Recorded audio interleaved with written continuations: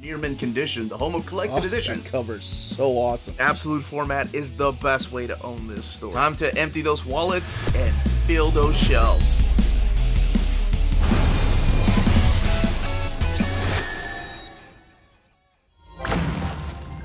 How's it going, all you minties? Uncanny Omar here from Near Mint Condition, the home of collected editions. And join me today for your advanced look at this latest gallery edition from Marvel Comics. So let's go ahead and get started.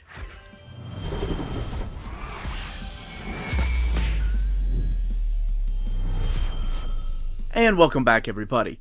Before getting started, a huge thank you to David Gabriel and the fine folks at Marvel for sending us an advanced copy of this gallery edition. This gallery edition is due out in the direct market and book market on March 26th or 27th, depending on where you get your books. And this right here is the direct market cover. But it's not just the cover, it's the entire book that is designed differently. So to kind of give you a better idea of what I mean by that, here is the entire book and the way that it's designed. You have Jeph Loeb and Tim Sale, the Hulk logo up there and then on the spine, and that's colored in gray. And then you have this image right here by Tim Sale with a white background, the retail price down there, the book being $49.99, collecting Hulk Gray 1 through 6. Now, let me show you what the standard edition design looks like.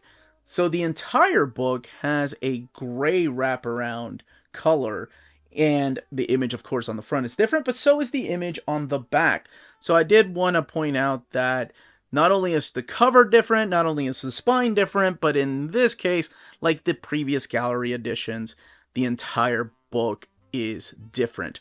Now, this is a gallery edition. It is taller. I've done overviews and comparisons before than an omnibus format, so I do keep them top shelf because they don't really fit into a K-Lax properly with the rest of the gallery and treasury editions. As a matter of fact, up there is where you're going to see Jeph Loeb, Tim Sale, Spider-Man, and Jeph Loeb and Tim Sale, Daredevil.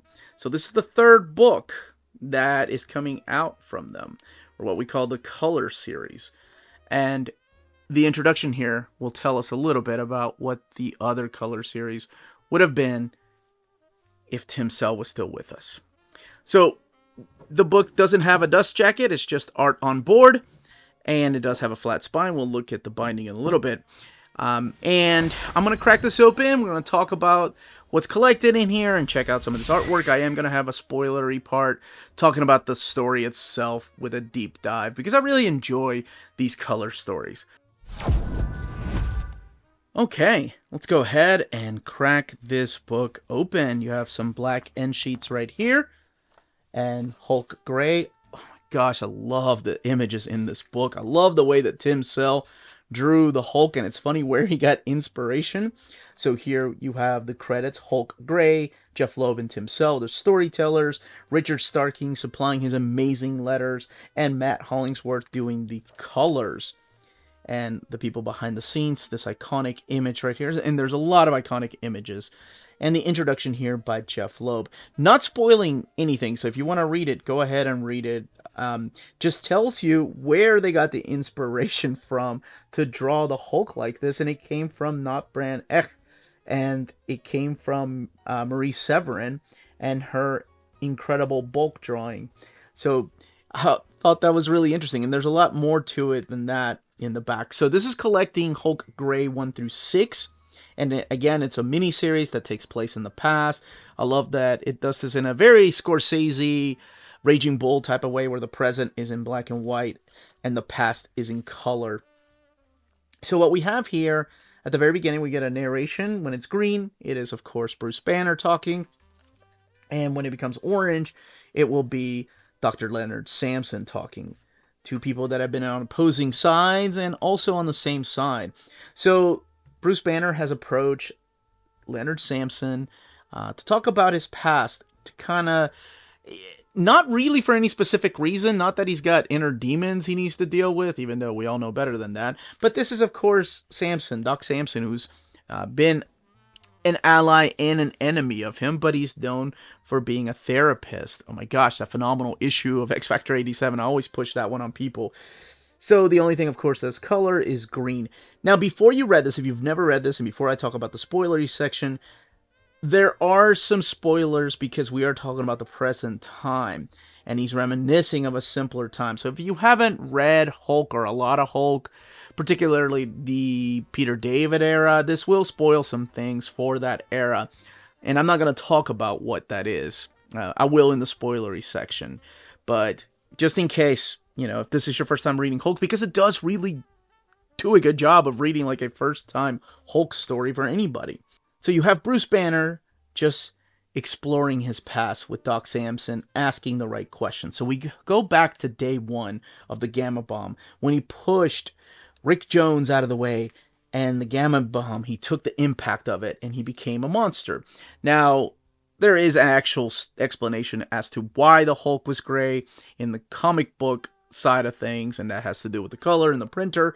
In the comics story side of thing, or what is canon, there's a bigger explanation later on that happens in the pages of Bill Mantlow's run, and of course Peter David taking a bigger dive into that. Eventually Greg Pak, even Jeph Loeb got to play around, because Jeph Loeb went on to do the Hulk Red series, as we like to call him. So what this is an exploration of the past through the mind and the eyes of Bruce Banner, and what separates man from monster. And it does have his supporting cast, and what makes him transform. Keep in mind, this is the one day. Actually, most of this takes place just around 1 or 2 days. This is unlike the Spider-Man Blue and Daredevil Yellow, where it takes place during different weeks, sometimes months, out of that run. This is pretty much, as soon as you got hit, there's this hidden story that nobody knew about, and there's an actual explanation as to why, without going into retcons. So he's dealing with becoming the Hulk. He doesn't know exactly why he hates Banner. He leaves, and he knows that he has... Oh my gosh, just look at this amazing image right here. He knows that he has to find Betty. Like, there's just something about Betty Ross that he needs to go back to when he's transformed into the monster. He's just walking, and people are just running into him. And he knows that Ross is this evil monster that is going after him. So this explores the idea of who's the bigger monster, or are both of them the same side of the coin? And what part does Betty play into this? Why is Betty so sweet and loving towards Bruce and the Hulk? Because during this time, we thought that the Hulk had killed Bruce Banner. We didn't know that Bruce Banner had turned into the Hulk. It's not until later that it's revealed that the Hulk and Bruce Banner are the same person.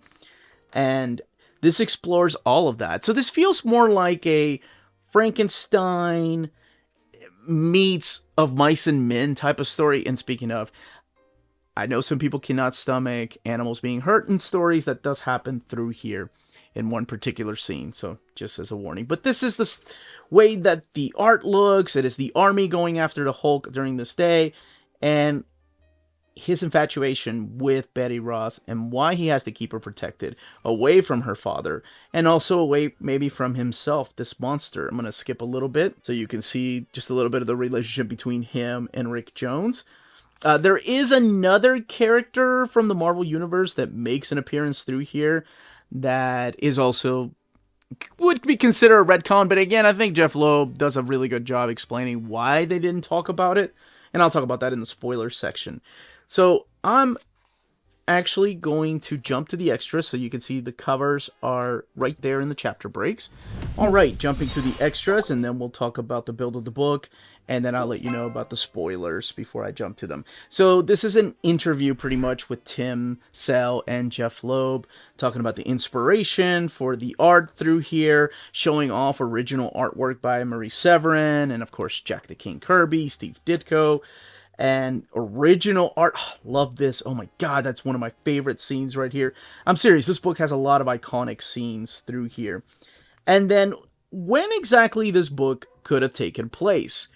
Because as some of you that have read already the Spider-Man Blue or Daredevil Yellow, most of us comic historians, that's not even a word, I don't think. Well, I think it is now, right?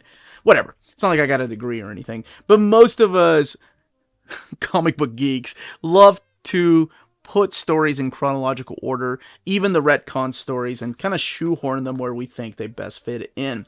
This one here, ironically enough, only takes place in one day, and it honestly could have been taking place in just between a few panels. And that's the way that I've read it. I have skipped some of the extras because it spoils who else shows up in the book, and I want people to be surprised in case they've never read it.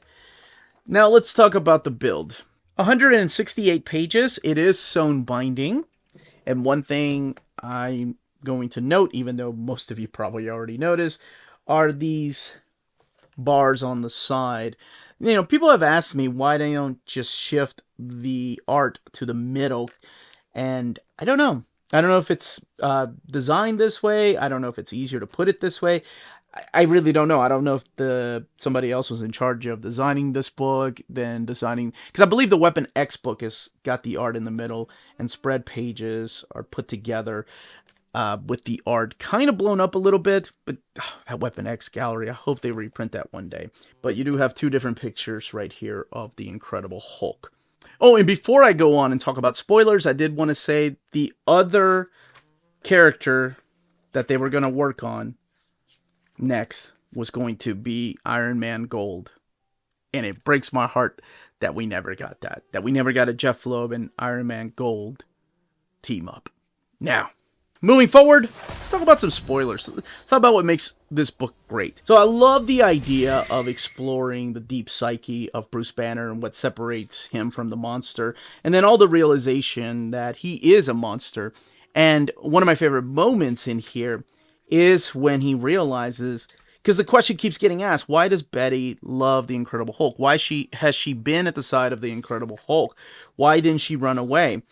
And the more he talks to Leonard, and Leonard asking the right questions, that's one of my favorite things about Samson. Yes, this is the part that I was talking about with the animal. That's why I compared it to Of Mice and Men.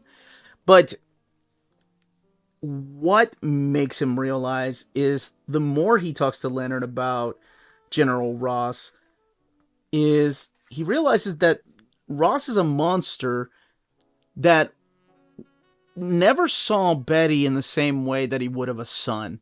He had lost his wife, so Betty had lost his mom. He always wanted a son, and he keeps bringing that up, and he's in charge of all these military men, and just the amount of abuse that he does just on poor Rick Jones, where he's just slapping him around.